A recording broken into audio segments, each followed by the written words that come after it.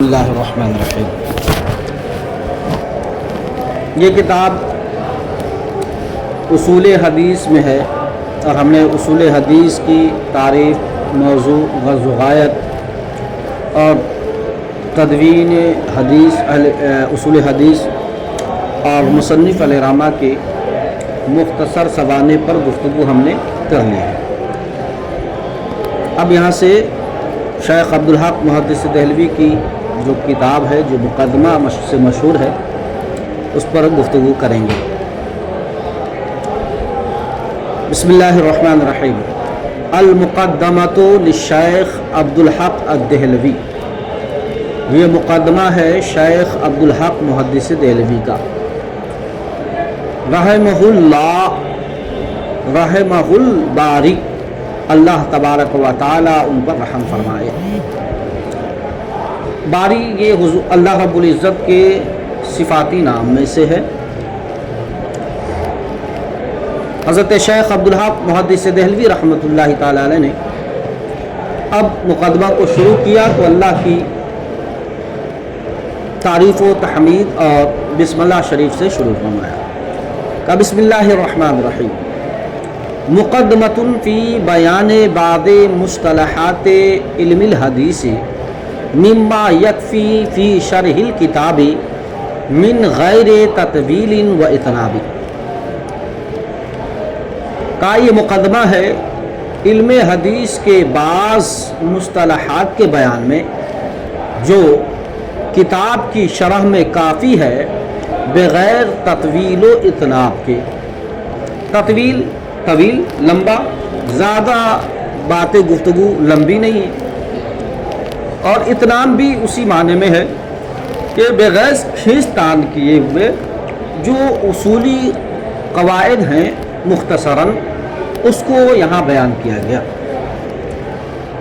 مزید تفصیل اگر آپ دیکھنا چاہتے ہیں تو بے شمار اصول حدیث میں کتابیں ہیں، آپ وہاں تفصیل سے پڑھ سکتے ہیں۔ یہاں صرف ان مبتدی بچوں کے لیے اور ان شروعاتی طلباء کے لیے ہے جو علم حدیث اور حدیث کی کتابوں کو پڑھنا شروع کرتے ہیں، یعنی ابتدائی درجے کے بچوں کے لیے۔ اعلم، جان لیجئے، ان الحدیث فی اصطلاح جمہور المحدثین یطلق علی قول النبی صلی اللہ علیہ وسلم وفعلہ وتقریرہ۔ جان لیجئے کہ بے شک حدیث جمہور محدثین کی اصطلاح میں نبی علیہ السلام کے قول اور ان کے فعل اور ان کی تقریر پر بولا جاتا ہے۔ گویا یہاں سے حدیث شریف کی تعریف کی ہے کہ حدیث شریف کہتے کسے ہیں۔ لغوی اعتبار سے حدیث جو مقابل میں ہے قدیم کے، یعنی لغوی اعتبار سے اگر آپ معنی دیکھیں حدیث کا تو جو قدیم کا جو ضد ہوتا ہے نا اسی کو حدیث بولتے ہیں۔ تو حدیث بول دیں گے نئے کو، قدیم کس کو بولتے ہیں؟ پرانے کو۔ تو حدیث کیا ہو جائیں گے؟ جدید، نیا۔ یہ لغوی معنی ہے۔ اصطلاح میں حضور علیہ السلام کے قول اور حضور علیہ السلام کے فعل اور ان کی تقریرات کو کیا کہتے ہیں؟ حدیث کہتے ہیں۔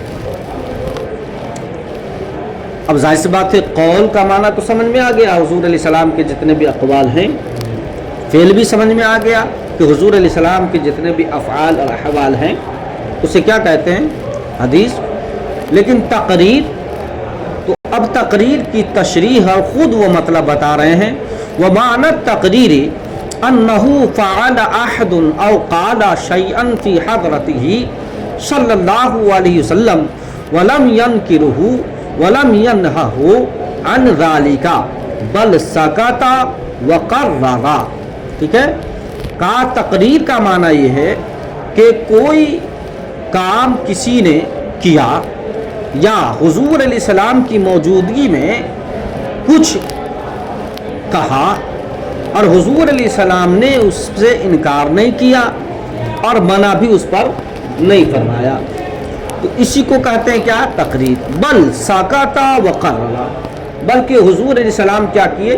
خاموش رہے اور اسے ثابت رکھا.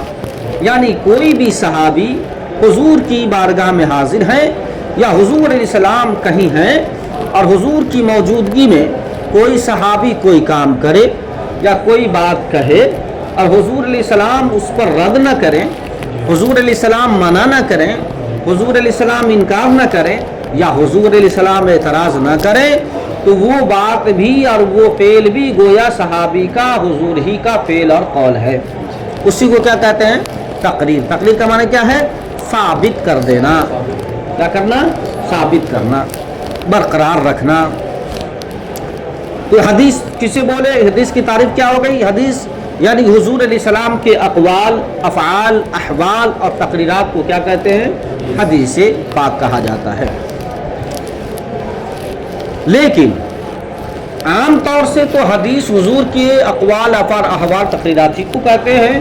لیکن بہت سارے لوگوں نے حدیث کا اطلاق حضور علیہ السلام کے اقوال و افعال و احوال کے علاوہ صحابہ کرام کے بھی اقوال افعال پر کیا ہے. یعنی حدیث صرف حضور علیہ السلام کے اقوال و افعال ہی نہیں ہے، بلکہ صحابہ کرام اور تابعین بھی اگر کچھ کہیں یا کچھ کریں یا ان کے سامنے کچھ کیا جائے اور خاموش رہیں تو اسے بھی بعض لوگوں نے حدیث ہی کہا ہے. ٹھیک ہے، اسی کے بارے میں کہا وَقَدَا يَطْلُقُ عَلَى قَوْلِ الصَّحَابِ وَفِعْلِهِ وَتَقْرِيرِهِ وَعَلَى قَوْلِ التَّابِعِ وَفِعْلِهِ وَتَقْرِيرِهِ. اور کہا ایسے ہی حدیث کا لفظ بولا جاتا ہے صحابی کے قول پر بھی، صحابی کے فعل پر بھی اور صحابی کے تقریر پر بھی، اور ایسے ہی وَعَلَى كَذَلِكَ. ٹھیک ہے، اور ایسے ہی تابعی کے قول پر بھی اور ان کے فعل پر بھی اور ان کے تقریرات پر بھی. اب یہاں سے حدیث پاک کی کیٹیگری کر رہے ہیں، یعنی حدیث پاک کو تقسیم کر رہے ہیں. ٹھیک ہے، کہ کیسی کیسی حدیثیں ہوتی ہیں. فَمَنْ انْتَهَى إِلَى النَّبِيِّ صلی اللہ تعالی علیہ وسلم يُقَالُ لَهُ الْمَرْفُوع. کہا وہ حدیث جو نبی کریم صلی اللہ تعالی علیہ وسلم تک پہنچے، یعنی جس کی سند منتہی ہو، پہنچے کہاں تک؟ حضور علیہ السلام تک. یعنی صحابی کہے کہ قال رسول اللہ، یا صحابی کہے فعل رسول اللہ، یا صحابی کہے میں نے کیا اور حضور سکت رسول اللہ، حضور خاموش رہے. تو جس کی سند حضور تک پہنچ جائے، نبی کریم تک پہنچ جائے، ایسی حدیث کو حدیث مرفوع بولتے ہیں. کیا بولتے ہیں؟ حدیث مرفوع. کام فمن انتہا الی النبی صلی اللہ تعالی علیہ وسلم یقال له المرفوع، کہ جو حدیث کی سند نبی کریم تک پہنچ جائے اسے مرفوع کہتے ہیں. ومن انتہا الی الصحابی یقال له الموقوف، اور جس کی سند صحابی تک پہنچے اسے موقوف کہتے ہیں. یعنی ہے تو حدیث ہی، لیکن چونکہ صحابہ کا قول ہوا، صحابہ کا فعل ہوا، صحابہ کے سامنے کوئی تابعی کام کیے تو خاموش رہے، تو ان کی تقریرات یہ سب جو آپ پڑھیں گے تو اسے آپ کیا کہیں گے؟ یہ حدیث تو ہے لیکن حدیث موقوف ہے. وقف کا مطلب ٹھہر جانا، یعنی اس کی سند صحابی تک پہنچی ہے، صحابی سے آگے نہیں پہنچی، حالانکہ وہ بھی کیا ہے؟ حدیث ہی ہے. کیوں؟ اس لیے کہ حضور کے صحابہ جو کام کرتے ہیں وہ کام یا وہ قول یا ان کی تقریرات سمجھیے حضور ہی کا قول، فعل اور ان کی تقریرات ہے. بات سمجھنا؟ کیوں؟ اس لیے کہ بغیر حضور کی اجازت کے یا بغیر حضور علیہ السلام کی مرضی کے صحابہ اپنی طرف سے کچھ کر نہیں سکتے. دیکھیں حدیث مرفوع اور دوسری حدیث موقوف. حدیث مرفوع کی تعریف کیا ہوئی؟ جس کی سند یعنی جس حدیث کی سند حضور تک پہنچ جائے. اور موقوف کسے بولتے ہیں؟ جو صرف صحابہ تک جس کی سند پہنچے.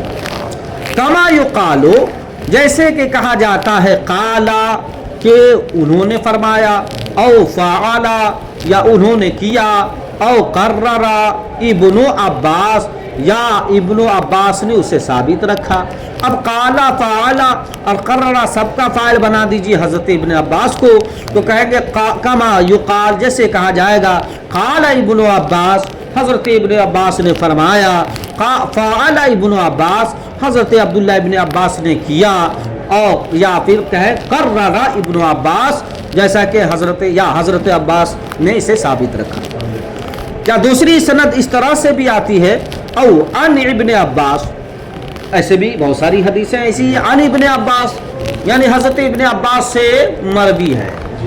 اب اس میں یہ نہیں کہا گیا کہ حضرت عباس سے مروی ہے کہ حضور نے فرمایا، ایسا نہیں کہتے، سیدھے کہہ دیتے ہیں کیا ان ابن عباس ان ابی ہریرہ، تو یہ بھی کیا ہے، موقوفی ہے۔ کیا ہے، موقوف۔ کیوں؟ اس لیے کہ سلسلہ حدیث کہاں تک پہنچی ہے، صرف صحابہ۔ تو جو صحابی تک پہنچے سلسلہ حدیث، سند حدیث، اسے کیا بولتے ہیں، موقوف بولتے ہیں۔ اچھا جی، عن ابن عباس کا موقوفاً او موقوفاً علی ابن عباس، موقوف ہو یا پھر حضرت ابن عباسی پر موقوف ہو۔ ومن انتہا الی التابعی یقال لہ المقطوع، اور وہ حدیث جو صرف تابعی تک پہنچے اسے کیا کہتے ہیں، مقطوع کہتے ہیں۔ تو گویا تین طرح کی حدیث ہو گئی۔ پہلی حدیث کیا ہے، حدیث مرفوع، دوسری حدیث کیا ہے، حدیث موقوف، اور تیسری حدیث کیا ہے، حدیث مقطوع، یعنی تو پہلی حدیث کی جو سند ہے وہ رسول اللہ تک پہنچ جائے گی، یعنی قال قال رسول اللہ جس میں آ جائے سمجھے حدیث مرفوع ہے، یعنی اور دوسری سند جو صرف صحابہ تک پہنچے، یعنی تو اس میں بھی ہے قال یا پھر فعل یا پھر تقرر ابن عباس یا پھر آئے گا عن ابن عباس، اس طرح کر کے۔ اور تیسری حدیث کی جو قسم ہے مقطوع ہے، یعنی جس کی سند صحابہ اور رسول تک نہ پہنچے بلکہ صرف تابعی تک پہنچے۔ کہاں تک پہنچے، تابعی تک۔ ٹھیک ہے، چلیے۔ وقد خصص بعضهم الحديث بالمرفوع والموقوف اذ المقطوع يقال له الاثر، کہا کہ بعض لوگوں نے حدیث کو مرفوع اور موقوف کے ساتھ خاص کیا ہے۔ ہم نے اس سے پہلے بتا دیا کہ حدیث حضور کی باتوں کو بھی کہتے ہیں اور صحابہ کے بھی افعال اقوال کو کہتے ہیں، لیکن بعض لوگوں نے تابعی کے قول کو بھی حدیث کہا ہے۔ ٹھیک ہے نا۔